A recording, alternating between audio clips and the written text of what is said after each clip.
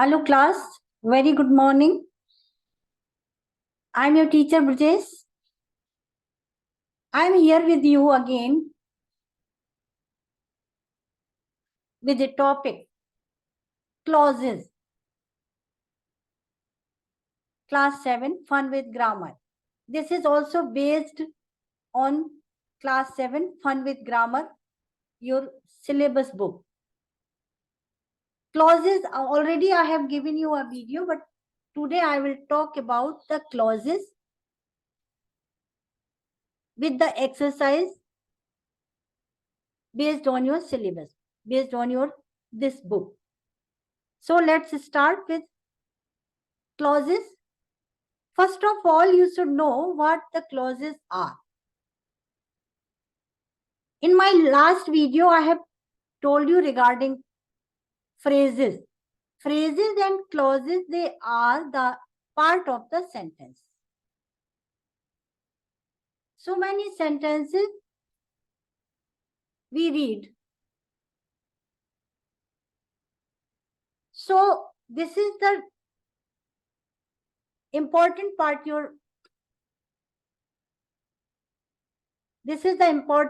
of your learning.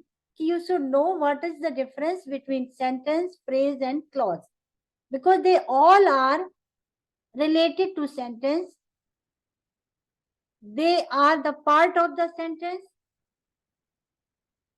So first of all, I have given the difference between the sentence, phrase and clause. How you will identify? Identification plays the important role to know the grammar, to understand the grammar in a better way. See the first part, sentence. A sentence can stand on its own. Sentence हम किसको कहते हैं? हम तीनों को differ करते हुए बात करने वाले हैं कि सेंटेंस, फ्रेज और क्लॉज ये क्या है और इनमें क्या अंतर है. मैं हिंदी में भी आपको इसलिए बताती हूँ कि आपको समझने में हेल्प हो. अगर आप समझ जाते हैं कोई चीज को, तो कोई कॉन्सेप्ट अगर आपके दिमाग में क्लियर हो जाता है तो आपको अपनी एक्सरसाइजेस सॉल्व करने में बहुत आसानी हो जाती है. तो सेंटेंस क्या है? वाक्य क्या है? वाक्य वो है जो कि अपनी मीनिंग क्लियर करने में समर्थ है. वो क्या कहना चाहता है बिना किसी हेल्प के अपनी बात को क्लियर कर पाता है. A sentence can stand on its own. उसे किसी फ्रेज की जरूरत नहीं है, किसी क्लॉज की जरूरत नहीं है. किसी वाक्य को कंप्लीट वाक्य तभी कहा जाएगा जबकि वो मीनिंगफुल होगा, तभी हम उसको सेंटेंस कहेंगे. और फ्रेज क्या है? Phrase can not stand on its own. एक फ्रेज जो है वो एक सेंटेंस का हिस्सा है, एक पार्ट है. अपने आप में वो कंप्लीट सेंस नहीं देता, इसीलिए इसको फ्रेज कहते हैं, सेंटेंस नहीं कहते. क्लॉज क्या है? क्लॉज मे और may not stand on its own.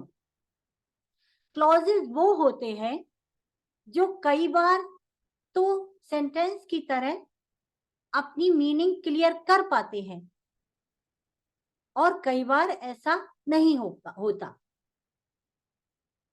मैं कहना ये चाहती हूं कि क्लॉजेस वो होते हैं सेंटेंस के हिस्से जो कई बार वो अपने आप में पूरी मीनिंग क्लियर कर पाते हैं और कई बार नहीं.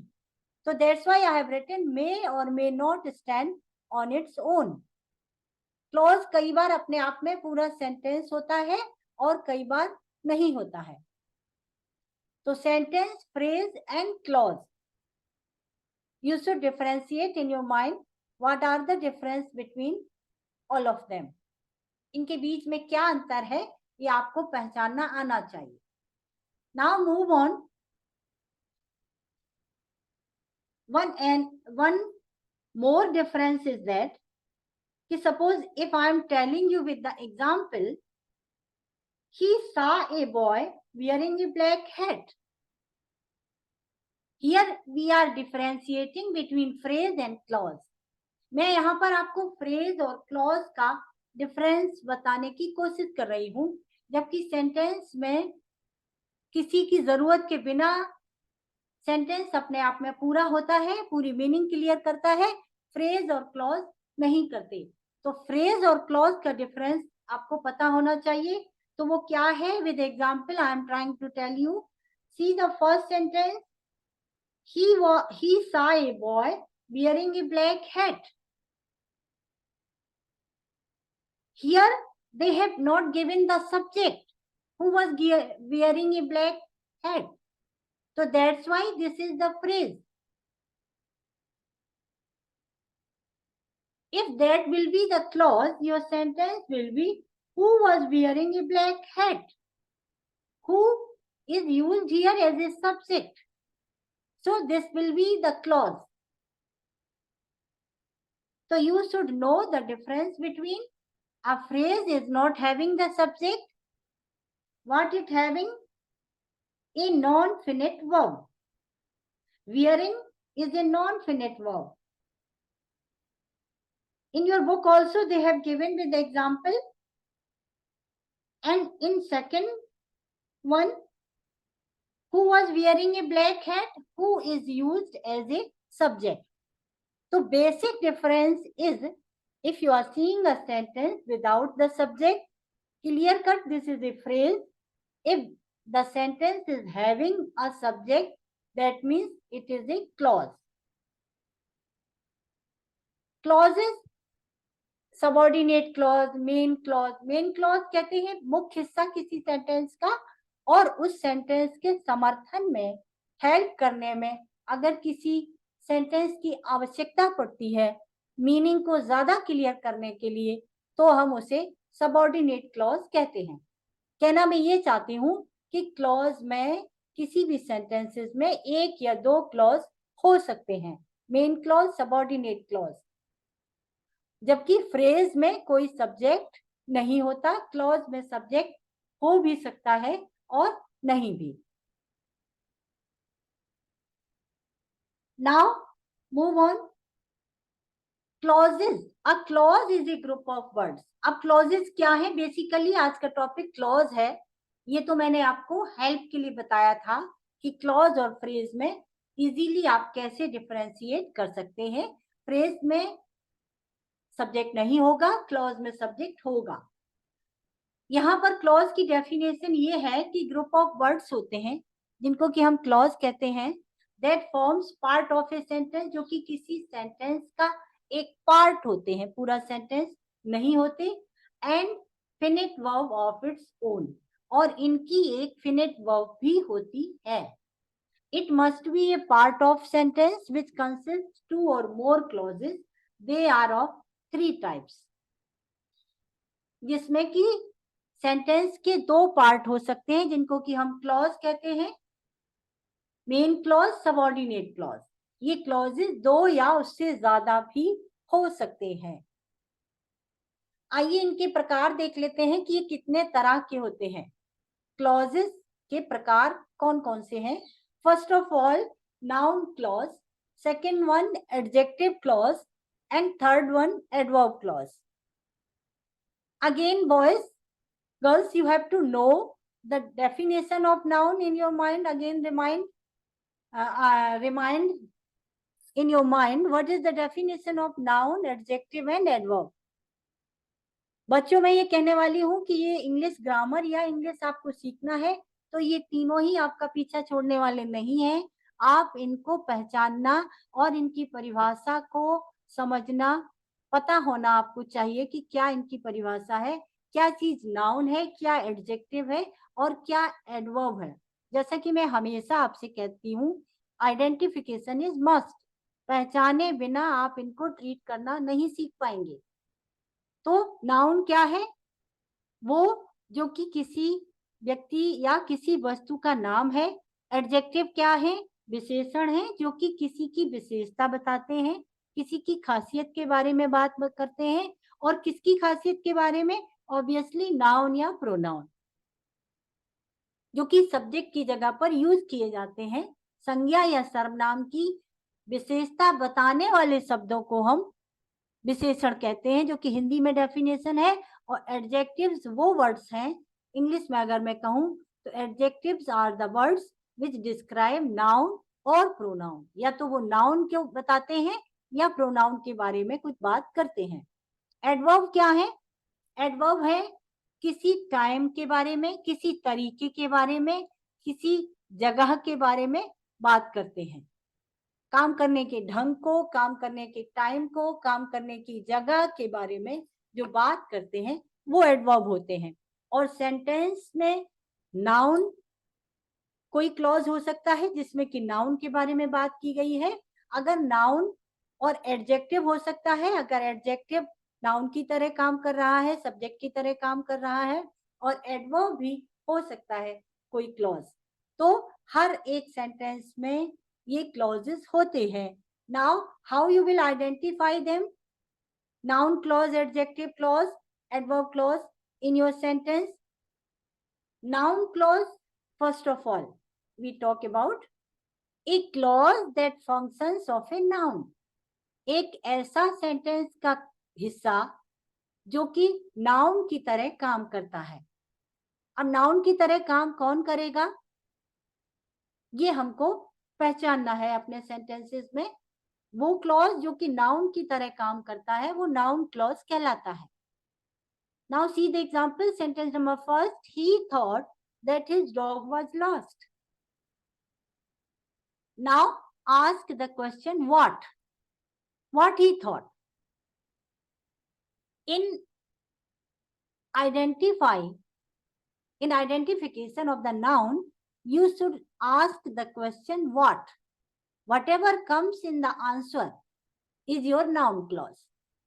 मैं ये कह रही हूं कि अगर आपको सेंटेंस में नाउन क्लॉज पहचानना है तो आपको प्रश्न पूछना होगा व्हाट मीन्स क्या। ही thought what that his dog was lost is your answer. तो जो कुछ हिस्सा आंसर में आता है वही आपका नाउन क्लॉज होगा। तो सी the first sentence, I have underlined also that his dog was lost. This is the noun clause. He thought of a new plan. He thought for what? Of a new plan is your answer. So, of a new plan is your noun clause. He said that he will join the party. What he joined? What he said? That he will join the party. So, this is your noun clause. After that, you have to underline. He said के बाद वाला portion आपको underline करना होगा that he will join the party.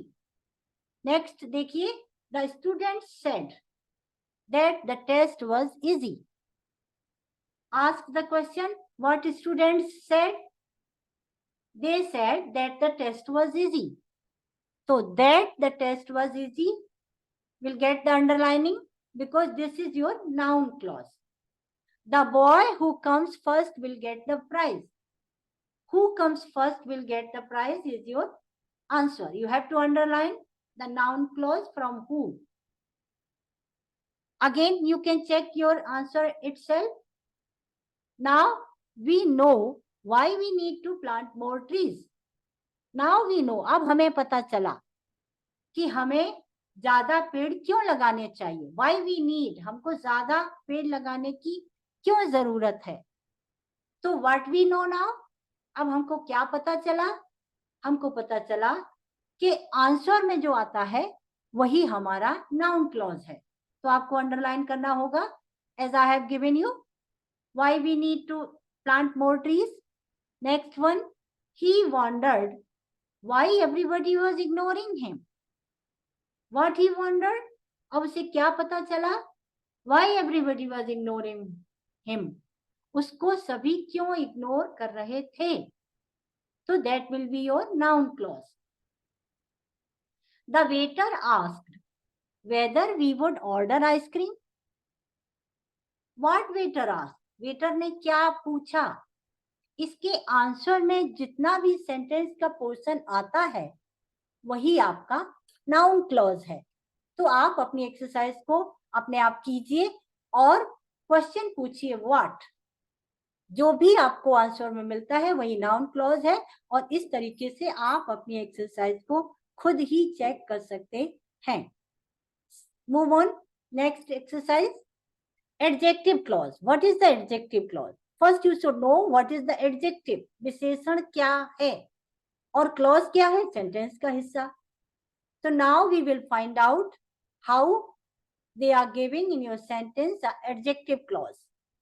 An adjective, what is the definition? An adjective clause performs the function of an adjective. Adjective clause वो होता है जो कि adjective की तरह काम करता है, and describes a noun or a pronoun. Adjective का काम ही होता है कि वो noun या pronoun के बारे में describe करता है, बताता है। So here also the portion of the sentence which describes about a noun or a pronoun is called adjective clause. यहाँ पर भी वो पोर्शन सेंटेंस का वो हिस्सा जो कि किसी नाउन या प्रोनाउन के बारे में बात कर रहा है, वो एडजेक्टिव क्लॉज कहलाएगा। See first one, the book which she gave me is the best. The book which she gave me is the best. So after which the sentence is given the adjective clause. Another tip I am giving you. In your sentence, try to find out noun or pronoun. Most of the time, noun, pronoun is given in your sentence at the beginning of your sentence. शुरुआत में ही generally दिए जाते हैं noun या pronoun subject के तौर पे। तो अब आपको अपने सेंटेंस में मैं टिप के तौर पे ये बता रही हूं कि ये पहचानना है कि नाउन कहाँ है और प्रोनाउन कहाँ है। अगर आप नाउन या प्रोनाउन ढूंढ लेते हैं तो दैट मीन्स इसके जस्ट बाद वाला सेंटेंस का पार्ट जो है वो एडजेक्टिव क्लॉज है। Without any doubt you have to underline the portion of the sentence which is given just after the noun or just after the pronoun. Now you can check your sentences yourself. You can do your sentence yourself without my help. Just what you have to do, you have to just find out the noun or pronoun in your sentence. See, first one, book is given here, is the noun. So just after the noun, you have to underline. This is your adjective clause. Second one, the school bus. Again, bus is the noun. Underline the rest part of your sentence. This is your adjective clause. The park where we play. Park itself is a noun again. किसी स्थान का नाम है park कहते हैं किसी विशेष स्थान को जहाँ पर प्लांट्स वगैरह होते हैं, ग्रास होती है। तो the park is the noun. So after the park, they have given where we play. Park वो जिसमें कि हम खेलते हैं, इज नॉट वेल मेंटेन्ड, वो ठीक से मेंटेन किया हुआ नहीं था। तो पार्क की विशेषता क्या है? वो पार्क जो कि हम खेलने के लिए यूज करते हैं, खेलते हैं जहां पर। तो where we play, where is the girl who was waiting for me. Girl is again here the noun, and what is the speciality of that noun? Speciality of the noun is that who was waiting for me, जो कि मेरा इंतजार कर रही थी। तो this is the adjective clause. I bought all the items you need for the party. Items means चीजें. Again, this is the noun, and just after the noun you have to underline you need for the party. So these are the things you need for the party. I bought all the items. So try to make the meaning of the sentence. It becomes very easy for you if you are able to find out the noun and the pronoun in your sentence, and you can underline your adjective portion, adjective clause. Next, adverb clause क्या होते हैं? That performs the role of an adverb. ये वो होते हैं adverb clause, उस portion को कहते हैं sentence के जो कि adverb की तरह काम करते हैं। First one, he left when the rain stopped. When he left, when the rain stopped. वह कब गया? जब बारिश बंद हो गई। तो एडवर्ब ऑफ टाइम के बारे में बात हो रही है कि जब बारिश बंद हो गई वह गया। तो आप देखिए, when the train stopped, when से आपका एडवर्ब क्लॉज शुरू हो जाता है। वह कब गया? जब गया जबकि बारिश बंद हो गई। This you have to underline. This is your adverb clause. Next one, it appeared as if he was sick. It appeared, ऐसा लगा, as if he was sick, जैसे कि वह बीमार था। ये मैनर ऑफ प्रेजेंस है, उसने अपने आप को ऐसा प्रेजेंट किया जैसे कि वह बीमार था। So as if he was sick is a manner, adverb of manner. So as if he was sick is a adverb clause. She went to the park since there was no one in the house.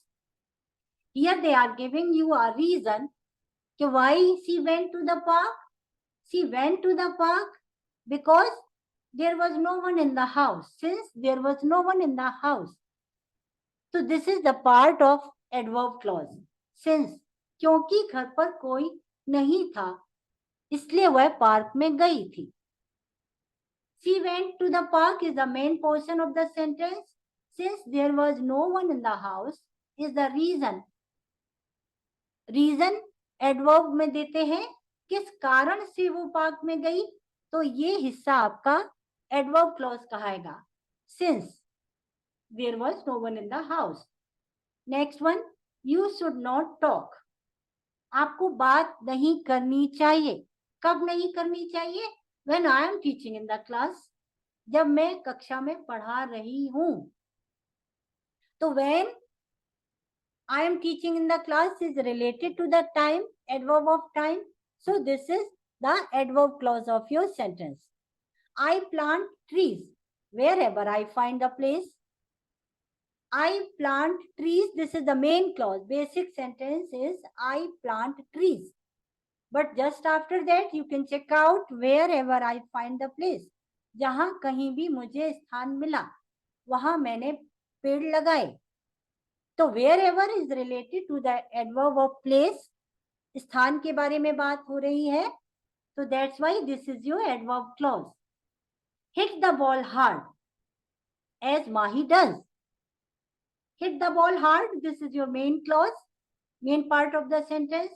How you have to hit the ball? As Mahi does. जैसा कि माही करती है। Ball को तेज मारो वैसे जैसे कि माही करती है। यहाँ एडवर्ब ऑफ मैनर की बात हो रही है। तो this is the adverb clause of your sentence. This is the part of your sentence which is called adverb clause. So students, you should identify noun, pronoun, adverb, adjective. That will be easy for you to sort out your exercise. You have to do your exercise and you can do it very well if you identify these words. This is the lesson from my side today. Thank you. Thank you for joining the class. Be with me. If you have to ask anything, just write down in your comment box and do share my video with others also. If you want to share my channel, give the link of my channel to your friends. This is going to help them. Thank you. Thank you very much.